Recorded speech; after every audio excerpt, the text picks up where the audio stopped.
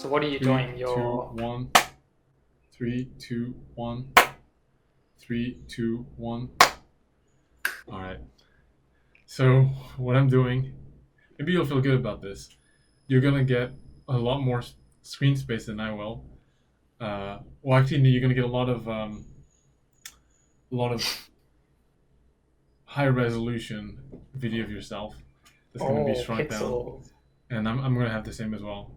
So I'm using my laptop as a camera, but I'm gonna use the audio and the video feed from my desktop computer. Oh, this is gonna be a flippin' nightmare. Okay. So yeah, it's gonna be a good Cool. old classic style Altacast. So your mouth is gonna be slightly off for this whole video. Yeah, it depends if I get the sync right. I should be able to get. That's why I was clap syncing at the start. Um, shouldn't be too much of an issue. Okay. I was just clapping because it was fun. All right. Welcome everyone to Altacast number something. Number 21 or 22 or something, I think. I'm Joel. I'm the lead programmer at Alta. This is Boramy. I'm the lead designer at Alta for Township Tale. And today we're going to talk about episode 1 of housing. So, just saying now, it's really off-putting not seeing you. I just see I'm like looking at mirror. Yeah, I guess that's a bit problematic for you. Yeah, we can't. It's just odd. You can't anticipate what I'm like if I'm about to talk or anything like that. Yeah, the setup's a bit different today. We're having some webcam problems, having to do a bit of trickery. So yeah, unfortunately, Joel can't see me right now. But yeah, today's topic is going to be all about housing and. Well, not all about housing. So, as we mentioned in the previous Altacast, we're going to break up housing into different parts. They're not all going to come out in a sequence when it comes to the Altacast release. Just kind of like, it's one of the main things we're working on, and it makes sense for us to talk about it. Other Altacast topics that we could talk about are kind of further into the future than housing in some ways, because it's more of a because obviously we're only working on housing at the moment. So we figured let's talk about something a bit more real. Even though housing feels like such a monumental task for us, it's pretty much the next big thing. So it makes sense so it's actually closer and maybe more realistic to talk about than some other topics. Yeah, we were chatting about what to talk about, and Boramy was like, let's pull up the Q&A to see if anything inspires us, and it's just all house building questions. Yeah. So we were like, okay, I guess it's about time. Yep. Cool. So housing, why don't you kick us off, Joel, then I'm going to close the window because I think there's some noise coming through. Okay, well, so as Boramy said, we're going to do a couple of these Altacasts about house building. So we're not going to dive fully into detail in this one. We're kind of just going to do an overview. If this were an essay, this would be the introduction. So if that didn't set the mood, okay. So first of all, I wrote down some notes. First of all, like to set the foundations. The house building is going to be based on plots around the world. So there's going to be predefined locations for each, for different buildings. So you might be exploring the world and you might find a plot just to the north of town, and you might be like, this is a cool place to start to build my house. There's quite a chance we'll kind of group some of these plots so they form little kind of neighborhoods. And I think they won't be in the middle of town. Like location-wise, a lot of this is kind of up for discussion still, but they're not going to be right in the middle of town. We want to focus that on the kind of the communal buildings. Yeah, but they'll be pretty close to town and maybe a couple further away. We'll have to see exactly how that goes. An important aspect of that is that these plots are in the world. There's no neighborhood portal or portal to your house. Like your house is physically there. Yeah. If someone were to look at your house, whether you're online or not, they will see your house. It is there, just like the blacksmithing building or Or carpentry or town hall or any of the other carpentry or houses. It's literally any of just the gonna other be there. buildings. Now, Yeah, once it's there, though, at the very least, in the first release of housing, we're gonna be making housing as your house as safe as possible. Uh, so we're not really like a you don't really think of it as like a base that's gonna get attacked by people or by creatures at the moment. yeah, It's really just gonna be your house, and like almost nobody's gonna be allowed in it except you, and probably like friends that you allow to enter your house and help you out.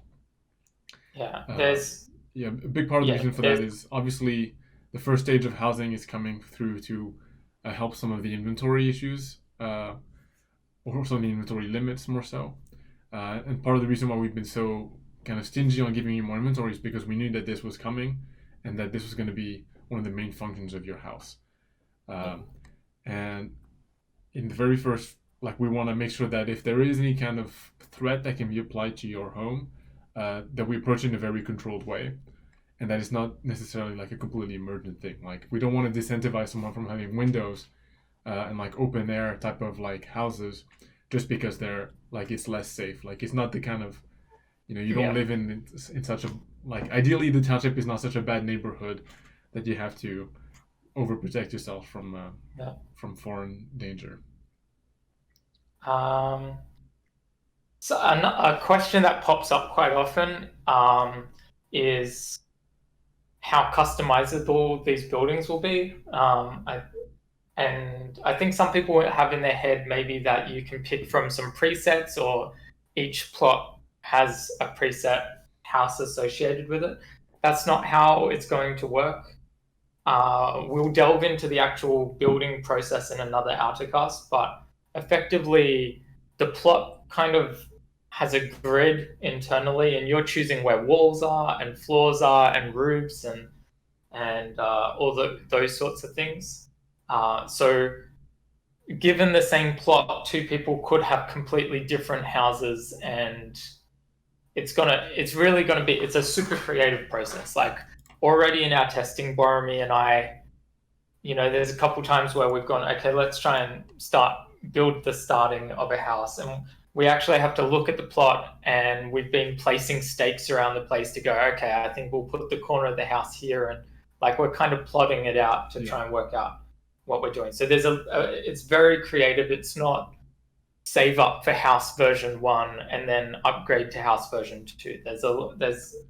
It's completely Yeah, kind of, yeah. The scale of the house that you build can vary based on the materials that you have available to build that house. So you can start off with like, okay, I just need somewhere to kind of kick things off with. So I'm just gonna lay out where the master bedroom is, and it's gonna look a bit ugly at the start, but I can upgrade as I go. Um, Housing is gonna be fairly resource intensive and relatively labor intensive, depending on like yeah. your access to the resources and kind of your problem solving that you might have.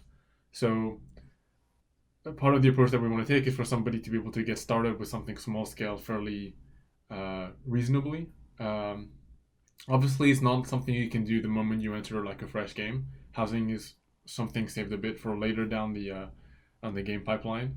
That's primarily going Yeah. to be controlled through like the cost of the plot, the act of acquiring the plot, and gathering the resources themselves is going to require a fair amount of work and Yeah. maybe expertise into how the game works. These when Boromir says price of plots, we'll probably delve into this more in a later Outcast as well. But there's going to be some sort of like coin in-game currency, just to clarify, cost of a plot or upkeep of a plot. And what that might mean is when you start off the game, maybe you want to get a smaller plot, maybe in a less convenient location than you would like, and but you have your own little shack or whatever, and then as you progress in the game and you have better equipment and better stuff, maybe you can start affording a really a bigger cooler plot or whatever. But there's going to be a lot of options out there to try and suit what you can feasibly have as well as what you kind of want. Like there's lots of options. Um, Boramy just then touched on the fact that it might be fairly labor intensive. Um, something that Township Tale always aspires to be is quite physical. So when we have mining in the game, it's not just hold down a button. To us, that's the big benefit of VR is the fact that these games take what is usually just a button press and turn it into a much more engaging experience. And with house building, we want to be taking that kind of to another level. House building is quite a large scale construction, as you're all aware. It's slightly bigger than a pickaxe, making a pickaxe or making a some other sort of tool. So the components required to make said houses are also larger. Um, we we've been exploring kind of more unique physical interactions in the game, as well as more ways to tie in aspects of teamwork if you want to have a team of people helping build a house. These are very new territories in terms of the level we're taking these to. Where we're planning on. No, I'll get onto that later. But I'll get back to that in a second. I've got one more point, just in case I don't know if Boramy has more points. I've got one more point on my to talk about list, and that is, in general, the kind of steps involved in owning a plot, I guess, is to start off with. There'll probably be some aspect of like clearing out the plot, like setting it up, prepping it for building. Then you're going to be building it. Obviously, these steps all have like sub steps. And then the final step, which we haven't really talked about yet, is furnishing it.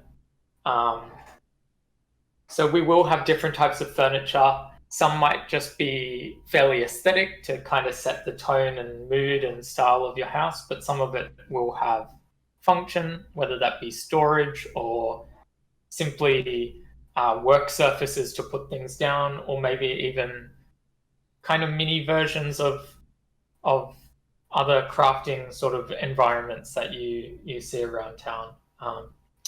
Some of the details about furniture is very much something that we're going to have to talk about more later because it's kind of an open-ended subject. Yeah. Out of the functional pieces of furniture, there's a balance we have to strike between not completely overriding the function of the ones you find in town, like the older crafting stations. Yeah. But also making sure that we have some functional furniture you can have in your house, because it's nice to be able to do stuff in your house. One of the key ones I think that we're gonna allow quite liberally is trade decks and vendors, because people really want to set up their stores, and we don't have any issues with that. There's an aspect of like commercial real estate, I suppose, that the current trade decks have an advantage in the fact that they're in high traffic areas. Your house might not be super in the way of people, but maybe your local neighborhood might be interested in what you've got to sell, or you might get tourists coming to your home, coming to your street to come and see your wares. There's a kind of interesting aspect in, obviously, to some people these are homes, but to some people they really want them to be like their storefront or their bar or their kind of some sort of business place. So there's going to be I think there's going to be a lot of back and forth between the community and us, as people have all sorts of crazy requests for what they want to have in their house. And okay, is there any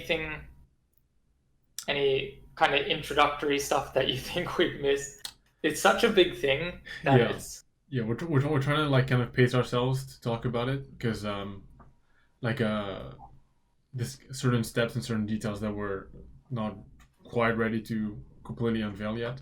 So this Altacast might seem like if you've been keeping track with some of the stuff we've talked about in housing on Discord or on various Reddit posts, this might sound like we're reiterating things a lot. But I think having an yeah, official kind of title, I guess, that'll attract people who have these questions, should hopefully answer some of the more basic questions.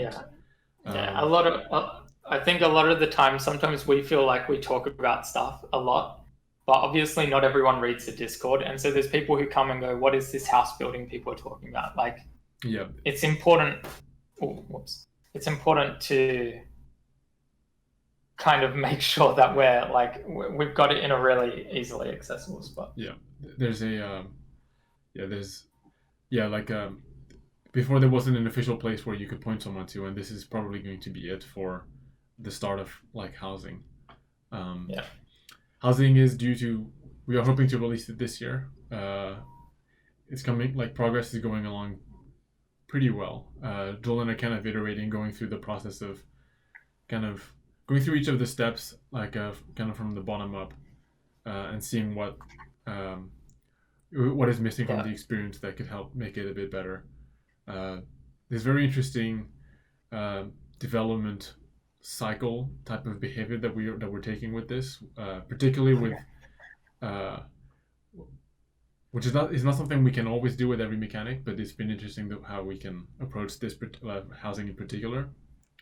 As Joel mentioned, we have these physical items that are a bit of new territory. They're a bit uh, where you're essentially handling larger scale objects,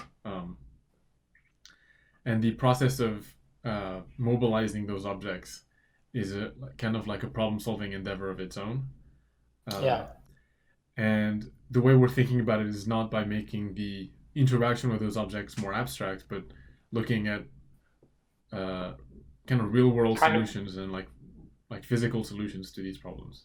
yeah. Like in real life, if you like take if you have a beam is one of the big objects. If you have a beam in real life, the solution isn't, oh, let's just make it scale down and fit nicely in your backpack. Like that's not a real world solution. So we want to take the same attitude as if we were in real life. Let's try and not make it kind of too gamey, but try and embrace the physical nature Yeah. of these big heavy things. So a portion of it is kind of balancing your ability to handle those objects as well as um, keeping that kind of physical difficulty. Um, Which segues nicely into. it, I yeah. should have come up with a title before I wave my fingers. uh, the supporter preview branch, yeah. So something that we have expressed from the start is that we hope to have a couple preview branches, same as we did with Tarabatas and with climbing, but obviously around house building. We don't have set dates for these sorts of things just yet. I think we actually do in a document, but I We don't know do. what they are. So at some stage, hopefully, I would say in the next few weeks, but I mean, oh boy, I've said it now. Um, hopefully in the next few weeks, I imagine, not in the sooner half of that, in the later half, if anything, uh, we'll be releasing a preview branch for supporters. It's probably not going to have any actual house building in it, but it's probably going to be a fair bit of a playground to explore and muck around with some of these new heavy physical interactions that we've been exploring. Yeah. I will. How much am I allowed to say, Boramy? I don't know. I don't know what are you wanting to say that I. Do you want me to say one of the items that is going to be there? Yeah, yeah. I guess you can. Yeah, go ahead. Okay, so one of the items we've been exploring, for instance, is a ladder. It's really Yeah. odd. It's not a ladder like the ones at the Hebius camps. Like it's this is a ladder you can move around, right? Yeah, so this ladder you can grab. Even if you don't have the climbing skill, you can climb it. We've kind of been experimenting with the idea of easy climbable items. So stuff like ladders where, you expect anyone to be able to climb this. It doesn't require unlocking. Anyway, details. But this ladder I can kind of grab, I can put against the wall, and then I can climb the ladder to get up the wall. So we those sorts of things are really what we'll be experimenting with in this first playground. For us, it'll be a really good opportunity not only to kind of provide a bit of a preview and a thank you to supporters, but also a good opportunity for us to get a lot of feedback and I guess help everyone be involved in that feedback loop so that we can kind of make housing as good as everyone hopes it will be. A big goal of releasing these supporter previews, and part of the reason why we actually kind of try to schedule a lot of it is to help de-risk the process of house building. We don't really want to release it we kind of want to release it in one go for the main game, just because that's kind of like the most meaningful way that, like, there's no point in us releasing a lot of these things before house building, because then you just end up with a resource pipeline that goes nowhere. So we kind of want to break it up into this phase, and it's been a good while since the last supporter branch. It's a very safe testing ground for us to kind of be able to experiment with things. People don't have the expectations of, you're not trying to invest into building your house and then a bug comes up and it ruins everything. That's less likely to happen if we kind of stagger this, and if we get people building houses in this emotionally detached environment, we can kind of focus a bit more on the technical side, and we don't have to worry about nuking your house on accident. With one of the first times, Boramy and I were like, okay, let's build a house. We were building, and I place floor down, and it doesn't appear for Boramy, and we're like, let's just ignore it. And then we placed down, we placed a beam, and it just was completely wrong. Like, it ruined our house, and we were like, well, that's just the way it is, and that's what I think people need to accept in this testing environment. And it's much easier to do that. Yeah. Like, as soon as it's on your server, people get really attached to stuff because they expect permanence, and we want to respect that, and we want to let people know that kind of once it's actually in the game, it's been thoroughly tested and should be as secure and reliable as it gets.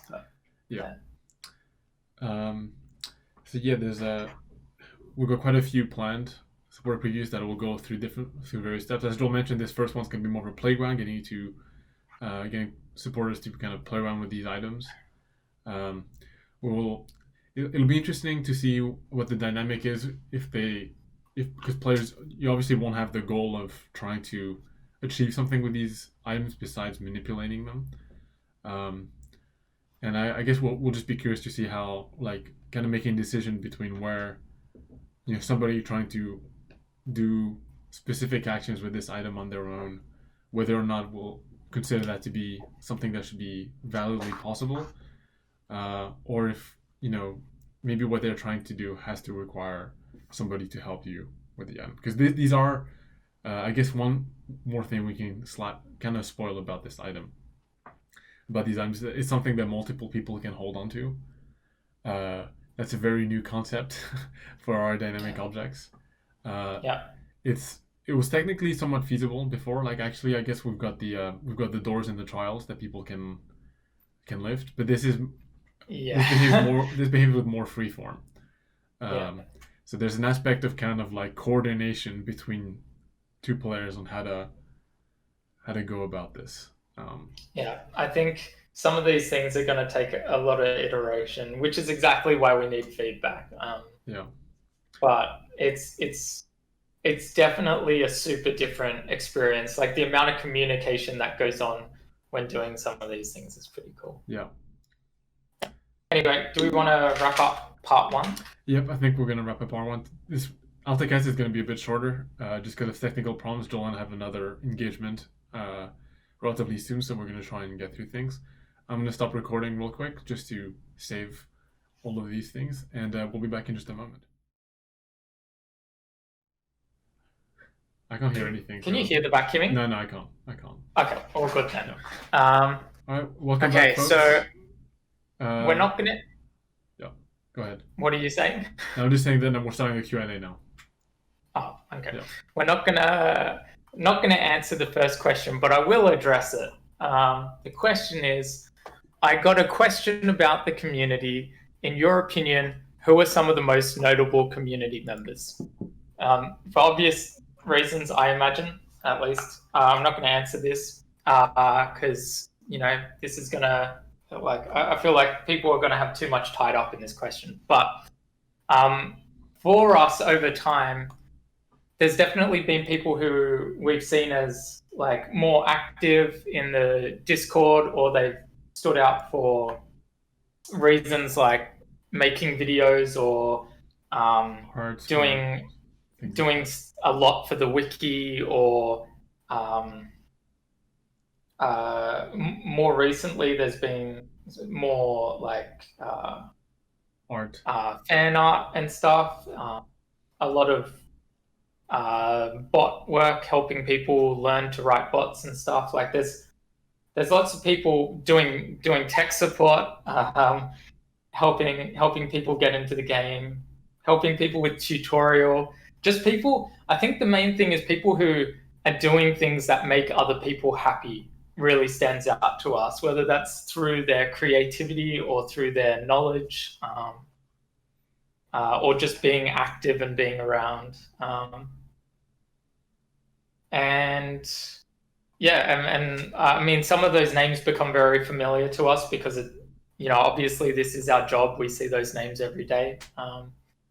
But yeah, I'm not gonna say any names in particular. But those are the general things that I think, at least to me, stand out. Do you have a different answer, Boramy? Yeah, no, that's pretty much it. It's pretty much like everybody who's involved in growing the community and kind of building cool things that people like to see and enjoy.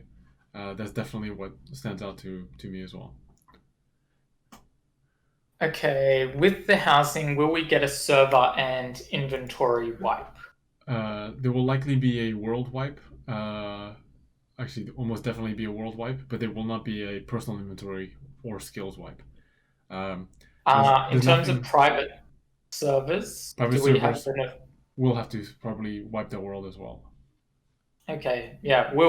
This is something some server owners have asked me about, and I'll reiterate, we're going to be very kind of open about this process as we get closer to housing. We're not close yet, so it's a bit too soon. We don't even know which sections of the world will be changed. Well, I kind of do, but okay, well, yeah, I don't even know, whatever. But the point is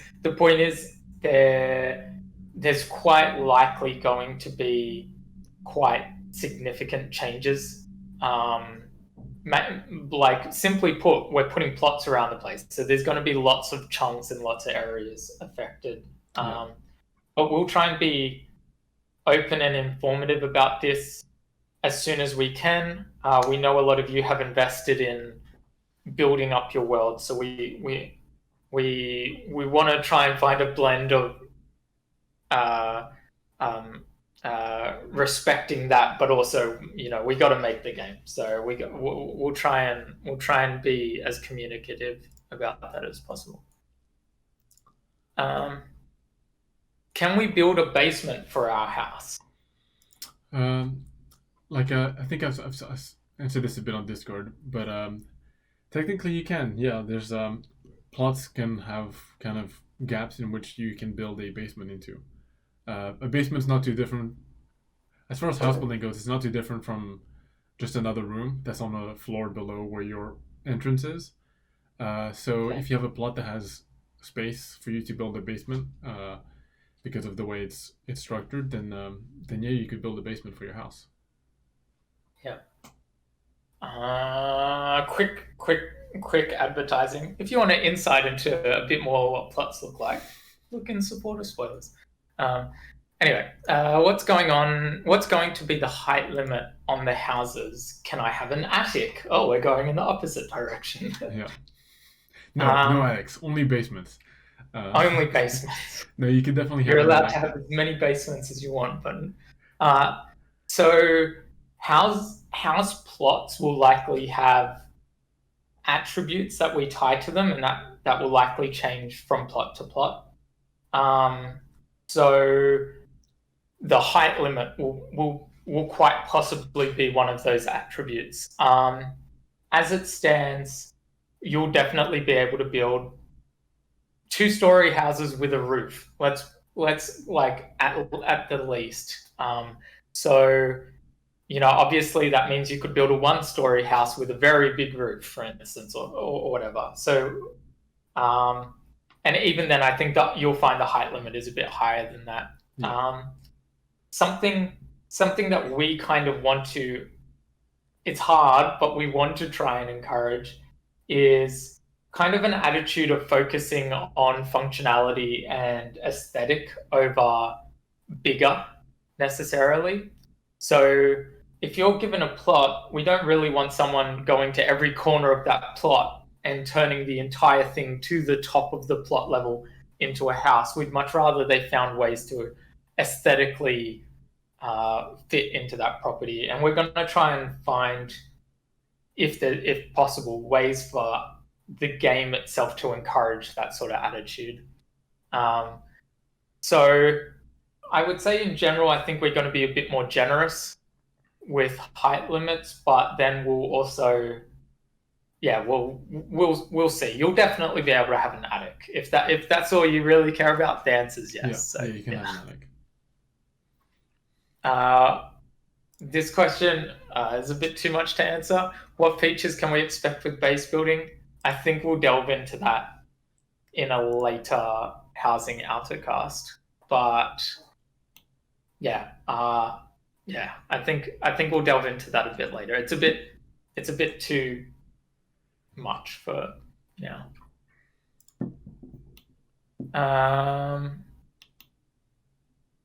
This question is about kind of unused assets. Obviously, there's some assets, some materials, some items and stuff that aren't part of the official game. No, this is just about the texture changes that we did for the iron. Yeah, but they're asking why this one got removed. It's not that it got removed. We just changed it. We just changed the way our texture looks. In the past, iron looked a lot darker, and now it's a bit of a lighter shade.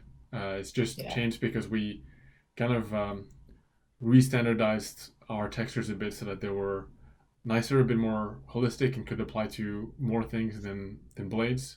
In the previous, that texture literally had like a sword on it, and then like an axe on it, and different kind of weapon types. Yeah, it was really not a fantastic way to texture. And so when we redid things, we shifted things around. Okay, yeah, I misunderstood the question then. I was going to say, in general, if it's an unused asset, like it's not an official part of the game, then we're going to change it or remove it at any point without notice or even putting in the patch notes, quite possibly, because it's not meant to be there. So you're kind of taking, what you can get if you're trying to use unofficial things.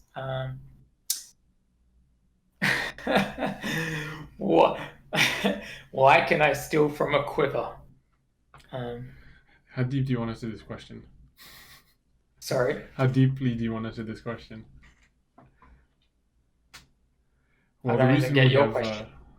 The reason you can steal from a quiver is because fundamentally we don't have enough resources to fix all the bugs that come our way. So funding and resource problems. That's why you can steal from a quiver, is because we don't have enough money. I was gonna say, deep down inside, you're a broken human being. So you have this issue where your morals are lacking. And that's what allows you to steal from someone else's quiver. Um, Assuming that renting a plot will be somewhat expensive, I see the player economy hurting from a rent system. The money used to rent a plot vanishes into a void and is never exchanged between players. A system to keep money between players I would see as more healthy for the game. Example, building houses on multiple different plots of land you bought to then rent out to your houses to other players, keeping the money between players and subconsciously creating a builder job type for players to pursue. Thoughts? Question mark. I mean, I think the reason why we have the money kind of go into like a bit of a void that may not be exchanged directly between players is because that actually helps control the like inflation, I guess, of the economy. If you keep trading money between players, then Yep.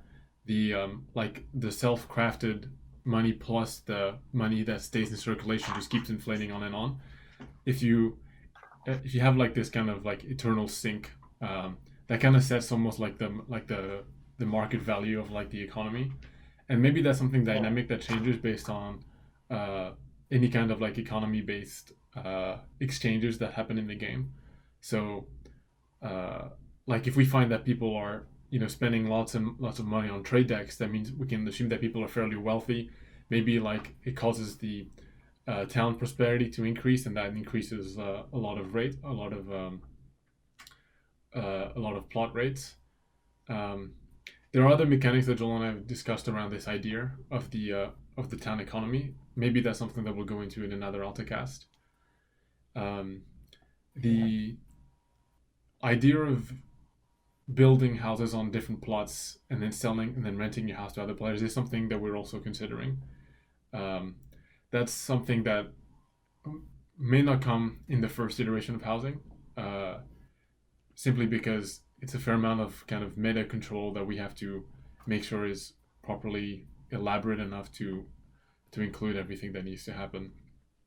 And in that case, you know, there'll probably be a percentage that the town takes, that the Yeah. town void takes, and another percentage that you receive. Um, Something something that kind of Boramy mentioned it, that um, it's kind of a sink there. Obviously, mining gold gives you coins, and that would be the inflation Boramy mentioned. In in real world society, I guess the equivalent would be government jobs, which bring money into the rest of the world, and then taxes, which bring money out. So coins, mining gold is our government jobs, and then houses are our taxes. Um, but right now, if you don't have an overarching system or need for coins, the problem is the economy has no like there's no reason to even have coins necessarily. You could say that wooden logs are your economy, and it's actually really hard to kickstart an economy because nothing is saying it needs something at the end of the day. Whereas uh, at the very least, get rid of players entirely by having houses. There's at least a system where it's like, I'm going to go mining so that I can afford a house. And then someone else can hook into this loop. So mining houses, mining houses. Someone else can go in and go, I don't really want to go mining, but I know you need wood for your houses. Can you can you pay me some of that coin you get from mining, and I'll provide you with the wood. And we're hoping that that initial core loop kind of extends to involve the rest of the game.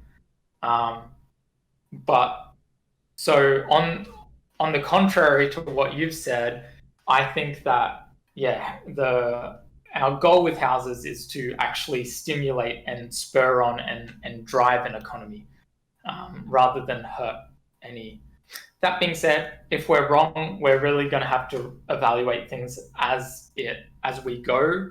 But we are aware of the fact that economies are not really something that is too ingrained into many servers, just because there isn't enough to drive an economy too much right now. yeah, So, yeah, yeah, uh, yeah. Did you want to say anything else? I mean, I guess just the like, yeah, having this force sink is like very much sets the value of gold, um, and that's essentially all that needs to happen to drive an economy. Um, yeah.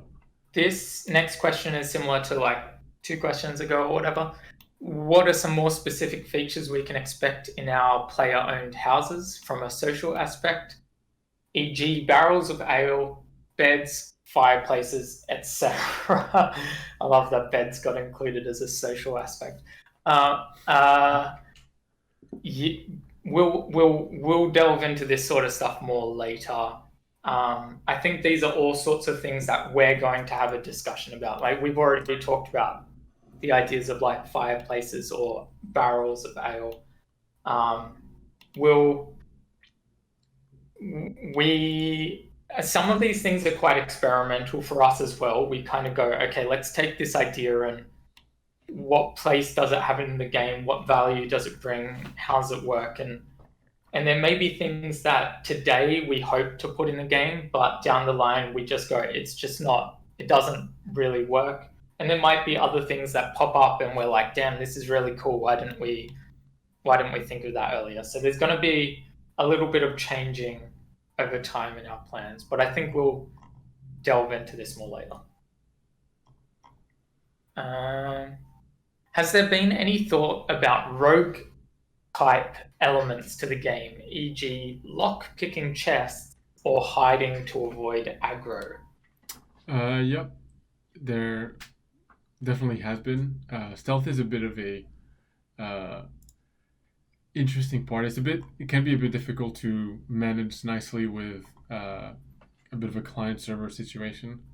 Um, but in some ways, you can kind of stealth against like the Goteras and Turubatas. They use line of sight, um, or they kind of use a view cone more so. Right now, I do think that they can currently aggro through collisions. Yeah, they can see through walls, Yeah, but they can sense but you they through walls. can't they can't see behind them Yeah, so you can right stealth now. that way, but like as we were working on some aggro stats, for example, with the shield bashing, um, it did bring about the idea of now we do have the ability to give players a stat concept that enemies react to and don't react to, and so we can like something that we might experiment with is things like tall grass, giving you a bit of a stealth stat when you're inside it, Yeah. and whilst technically speaking, enemies will definitely know that you're in that tall grass. They may choose not to act on you because you're in the stealth grass. It's an interesting thing whenever I think about like stealth and AI systems that like the AI entity knows you're there but is choosing to ignore you. Yeah, yeah. It's assessing should I attack this person and it's going, oh, their stealth is too high. Let's ignore them. Yeah. Um, yeah, so we've also, yeah, Boramy mentioned shield bashing. In the past, we've talked about like even hooking into the player's voice for volume, or Yeah. we've Or thrown around throwing ideas of stones and things like that. invisibility potions. We've talked about Yeah. we. It's funny we haven't talked about lock picking chests for quite a while, but we talked about it quite a bit a while ago, which is why there's some key asset in the game that some people have found. But yeah, we're really gonna have to, as Boromir said at the very start of this Altacast, we're gonna initially be quite conservative with our security. Like we don't want people stealing each other's stuff from houses. But as time progresses, we're gonna kind of evaluate the mood and tone and aspects of the game that. But yeah, for general loot, though, we might see lockpicking as a thing if like lockpicking and finding keys for chests might be something we Oh are yes, interested yeah, in. yeah. All right. Yeah. Last question, Joel, and then we gotta go. Oh, okay, crap.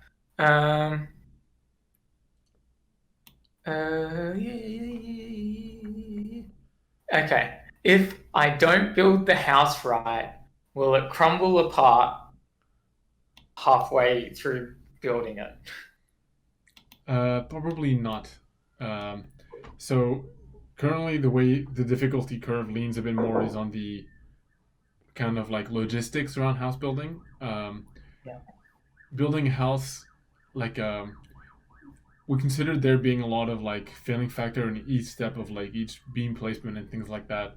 Uh, but it's probably a bit too hardcore. It creates some very complicated stuff with the like actual technology of building houses. You know, if your beam is crooked, then we have to handle pretty much like the mesh generation that has to happen and Yeah. for building the house. It's a lot of places where technologically it can go wrong, um, as well as the precision of which you can build a house.